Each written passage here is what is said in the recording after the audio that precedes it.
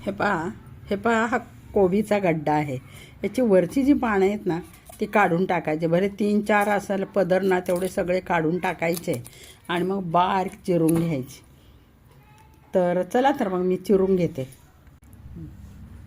हे पहा याची 5-6 आवरणं मी काढून टाकलेली आहेत. कारण औषध फवारणी करतात ना त्याचा अंश बराचसा वरच्या पानांमध्ये असतो. भले 4 त्याचे निघाली वरची आवरणं तरी चालतील, म्हणून ती काढून टाकायची आणि मगच कोबी चिरून घ्यायचा. आते सासूच्या हातची कोबीची भाजी म्हणजे एक पर्वणीच आहे. 1975 साली जेव्हा मी पुण्यात आले तेव्हा माझ्या आते सासूबाई सुगंधाबाई माधवराव थोरात यांनी केलेली कोबीची भाजी चव अजून जिभेवर रेंगाळते आणि मी आज तशीच करणार आहे त्यांची आठवण म्हणून. कढई तापायला ठेवलेली आहे. कोबी बारीक चिरून घेतलेला आहे आणि तो विशेष म्हणजे 4-5 वेळा धुवून घेतलेला आहे. सध्या औषध फवारण्या फार होतात म्हणून आपल्याला फ्लावर आणि कोबी चांगला धुवून घ्यायचा असतो. आता तेल टाकले त्याला थोडासा ताव येऊ द्यायचा. त्यासाठी आपण फोडणीला काय वापरणार आहे? फोडणीसाठी मोहरी घेतलेली आहे, लसूण चिरून घेतल्यात 10-12 पाकळ्या, मिरच्या तोडून घेतलेल्या आहेत 10, कोथिंबीर वर टाकायला गेली आणि हिंग घेतलेला आहे, चवीपुरतं मीठ आणि हळद अगदी थोडी टाकायची, जास्त टाकायची नाही म्हणजे त्याचा पांढरा पिवळा रंग तो वेगळाच दिसतो. पहा आणि आता पहा याला ताव आलेला आहे. मी इथे मोहरी फोडणीत टाकलेली आहे. तडतडणं बंद झाल्याशिवाय त्याच्यात कधीही टाकू नये. ही महत्त्वाची टीप आहे. नाही त्याची जर राहिली घाई लसूण टाकला तर मोहरी कडवट लागते. तर पहा आता हा लसूण मी टाकलेला आहे, सपक घेतलेला भरपूर अगदी, आणि तो चांगला आपल्याला थोडासा गुलाबी होईपर्यंत झाला. आता कढई चांगली तापलेली आहे त्यामुळे तो गुलाबी व्हायला लागलेला आहे. मी गॅस कमी केला. आता त्याच्यात मी मिरच्या टाकणार आहे. 1/4 किलो कोबी आहे 5-6 माणसांसाठी, म्हणून आता मिरच्या मी 10-12 घेतल्या त्याच्यात. आणि महत्त्वाची आणखीन एक की जेव्हा फोडणीत मिरची टाकतो तेव्हा आपण मीठ पण लगेच टाका. म्हणजे काहींना ती खायची सवय असते, मिरची छान लागते बघा याच्यातली ती, तर ती आपण त्याच्यामध्ये टाकलेली आहे.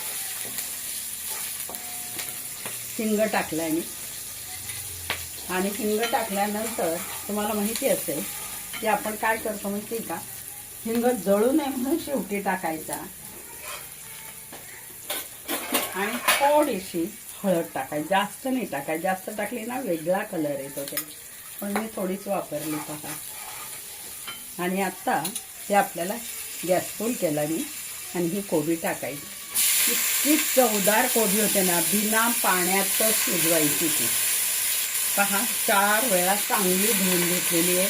थोडंसं मीठ टाकूनच धुवायची असते.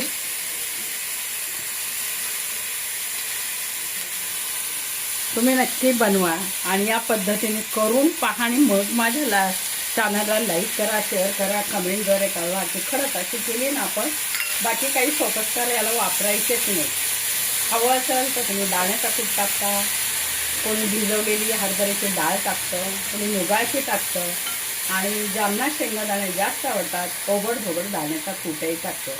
पण आम्हाला यापैकी काहीच आवडत नाही. फक्त अशी फ्राय केलेली कोबीची भाजी छान शिजली की मग ती इतकी होते. आता हिला फक्त आपण एक 5 ते 7 मिनटं शिजून देणार आहे. कोथिंबीर नंतर टाकणार आहे. आता मी झाकण ठेवते त्याच्यावरती.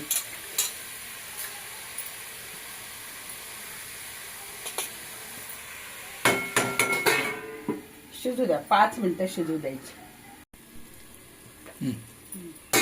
आपली कोबीची भाजी तयार झालेली आहे. कोणत्याही प्रकारचं पाणी त्याला वापरलं नाही आहे, ते आमच्या पाण्यावर शिजलेली आहे. ताटात सुद्धा मी पाणी ठेवलेलं नव्हतं आणि मग अशी इतकी चवदार होते. त्याच्यात आपण थोडीशी कोथिंबीर टाकूया. पहा हे बघ, ही कोथिंबीर टाकली मी त्याच्यामध्ये आणि हलवून घेतली. कोणतंही बाकीचं ॲडिशनल त्याच्यात मी घातलेलं नाही. तर तुम्ही नक्की बनवा ह्या पद्धतीनं आणि करून पहा. गरम गरम कोबीची भाजी, जेवण पहिल्या उंटीचं म्हणतात, पंक्तीचं म्हणतात, ते असं असतं. चला तर मग या तुम्ही जेवायला. कशी झाली कोबीची भाजी खायला. धन्यवाद.